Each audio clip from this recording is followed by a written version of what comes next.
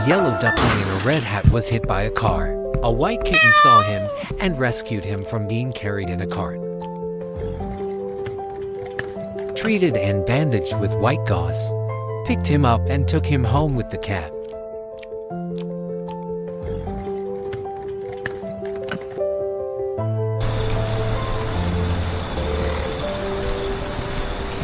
Suddenly the rain came and the cat covered the duck.